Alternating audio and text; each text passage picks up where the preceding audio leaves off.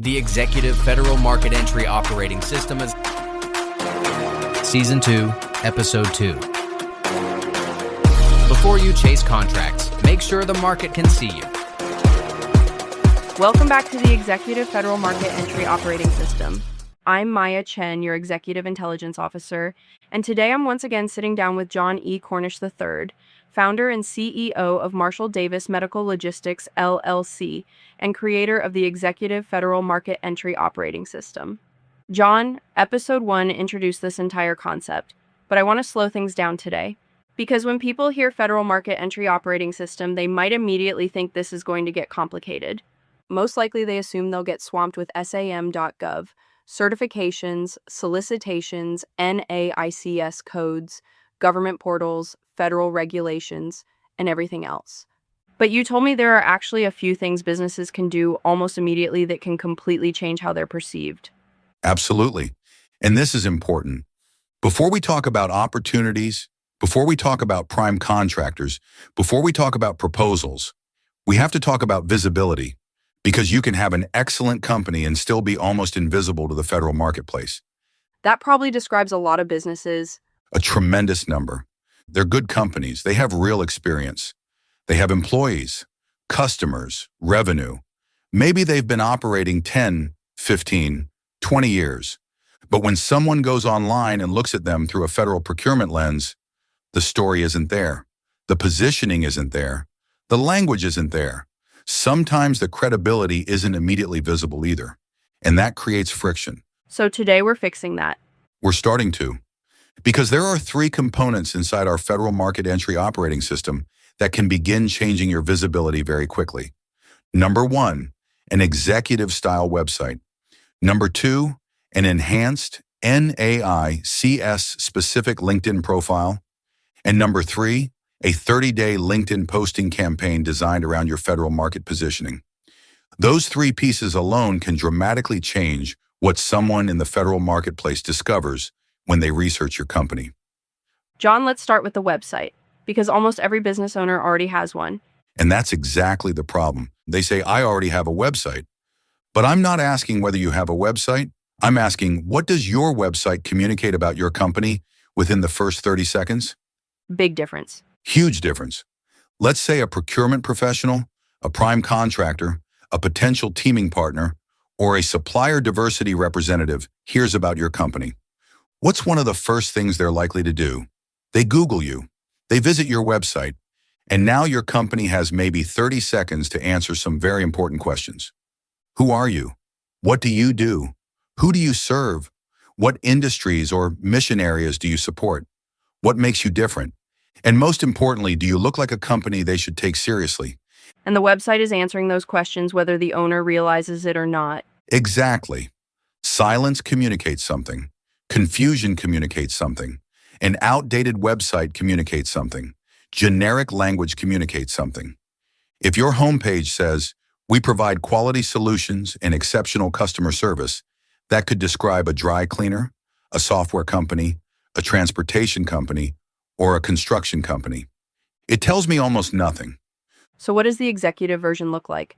Clarity, strong visual identity, a clear executive description of the company, a defined capability structure, professional leadership positioning, industries or agencies you can credibly support, and language that helps someone understand where you belong in the federal marketplace. You're not pretending you've won 50 government contracts if you haven't. You're simply presenting the legitimate company you already built in a way that is understandable to the market you're entering. And I think that's bigger than just having a better website. What you're really saying is that a company may already have the experience, the people, and the capabilities to compete in the federal marketplace. But if none of that is translated into a digital presence the market can immediately understand, a potential customer or partner may never recognize the value that's already there. Exactly. And that's the distinction. Federal positioning is not about pretending to be something you're not. It's about making sure the marketplace clearly understands what you already bring to the table and where that capability can fit. Federal positioning is not about pretending to be something you're not. It's about properly communicating what you already are capable of becoming a supplier for. And when that website transformation happens, the visibility changes immediately. Now, when somebody looks you up, there's a coherent story. All right, website is component number one, component number two is LinkedIn. And I think this is interesting because most business owners treat LinkedIn like an online resume. Exactly. And executives entering the federal market have to stop doing that. Your LinkedIn profile can become one of the most valuable digital positioning assets you have, especially because when people hear your name, they may look at your personal LinkedIn profile before they ever visit the company website. So, what do you mean by an NAICS specific LinkedIn profile? Your profile should make it easier for someone to understand the commercial and federal lane you're pursuing. Let's say you own a company that provides logistics coordination. Your profile shouldn't simply say CEO, entrepreneur, business leader. That sounds nice, but it gives the market very little intelligence. Instead, your headline, about section, featured material, services, company description, and content should reinforce the actual capability you want associated with your name. So, the NAICS code becomes part of the architecture. Right? Not because we want your LinkedIn profile stuffed with government codes. That would be terrible. The NAICS code helps us clarify the business category. Then we translate that category into strong executive language.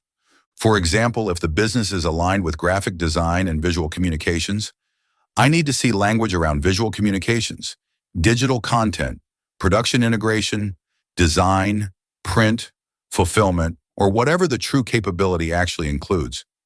If the business is logistics, I need to understand transportation coordination, distribution, mission, logistics, emergency support, freight arrangement, or the specific lane you operate within. The point is, your digital identity should match your federal market identity. And when those pieces don't line up, I imagine the problem goes beyond simple confusion. Now, the person researching you has to decide which version of the company is real, and in a market where credibility matters, that hesitation alone can cost you an opportunity. You create confusion. Imagine I receive your capability statement. It says you're a technology company. Then I visit LinkedIn and your profile talks mostly about coaching. Then I visit your website and it looks like a general consulting company. Now I'm trying to figure out who you actually are. That inconsistency hurts credibility. Whereas the operating system connects all three. Exactly. Website, LinkedIn, capability positioning, NAICS architecture, company description. Everything should start telling the same story. That's when your company begins looking intentional instead of accidental. Now we get to the part I really like. Because number three doesn't just improve what people see when they find you, it actually helps people start finding you. Correct. The 30-day LinkedIn posting series. And this is where visibility starts becoming active. What are we posting for 30 days? Because please don't tell me 30 versions of "we're excited to announce." Absolutely not. That gets old by day 3. The posting series is designed to establish market familiarity. You might talk about your capabilities, the problems your industry solves, federal missions related to your business, insights from your commercial experience, supplier relationships, industry developments, lessons you've learned, why your capability matters, the types of organizations you can support, your perspective as a business leader. So we're not spending 30 days begging for contracts. We're spending 30 days helping the market understand who we are, what we know, what problems we solve, and where we fit. The goal is not to constantly ask for business. The goal is to create enough consistent visibility that when the right opportunity or relationship appears, our name already means something.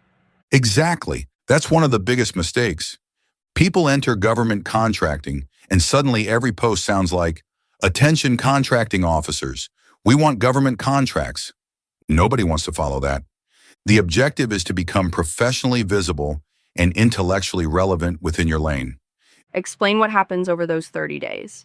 Day 1, someone sees your name. They keep scrolling. Day 4, they see you again. Day 9, your post discusses something directly related to their industry. Day 13, they click your profile.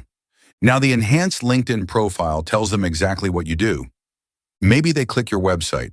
Now the website reinforces the same positioning. By day 20, they recognize your company name. That's what we're building. Not instant government contracts.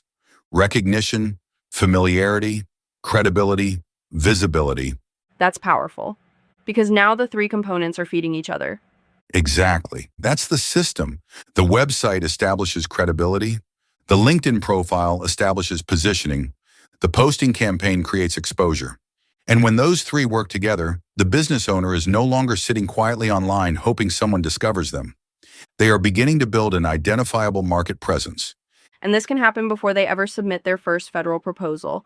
In fact, that may be the advantage. By the time a real opportunity appears, the company is not starting from zero. The website is already telling the right story. The LinkedIn profile already reflects the market they want to enter, and the content has already begun building familiarity. So the proposal becomes part of an existing presence, not the first time the market is hearing their name. Absolutely. That's the point.